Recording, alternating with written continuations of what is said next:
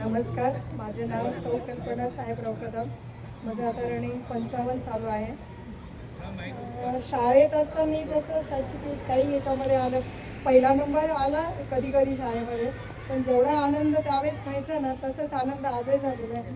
पण कसं असतं की आता या वयामध्ये कोणीतरी आपल्याला सर्टिफिकेट देत आहे, कोणीतरी आपलं कौतुक करत आहे, ही खूप मोठी गोष्ट आहे. आणि सगळ्यांना माहिती घरी काय आपलं फार कौतुक होतं असं नाही. मी पूर्वी स्विमिंगला जायची, वॉक पण करायची. स्विमिंग पूल आता बंद केलं. माझ्या नातू मला विचारलं कधी कधी स्विमिंगची बॅग आणि योगाची बॅग. बाई तू आज स्विमिंगला गेली होती, बाई तू आज योगाला गेली, त्याला पण ओळखतं 2 बॅगवरनं कुठे गेली होती, आज स्विमिंगला गेली की इकडे गेली.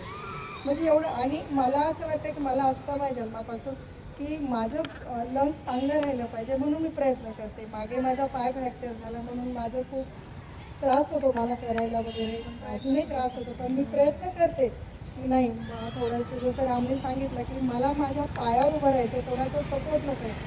ज्यावेळेस 4 महिने मी व्हीलचेअरवर होते त्यावेळेस मला कळलं की दुसऱ्याच्या स्वाधीन जाणं किती मोठी गोष्ट आहे आणि किती अपमानास्पद, आपल्याला किती लागतं हे मी स्वतः अनुभवलं आहे.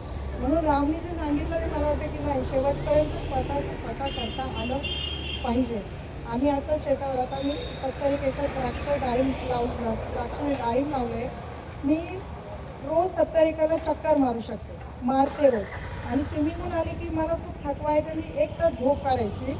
आता माझी झोप पण नाही, काही नाही, उलट मला एकदम फ्रेश वाटतं. आतून एक वेगळीच ऊर्जा आलेली आहे आणि ती ऊर्जा फक्त योगामुळे आलेली. त्याचं सगळं क्रेडिट कुंवर सरांना आणि कुंवर ताईंना आहे. धन्यवाद.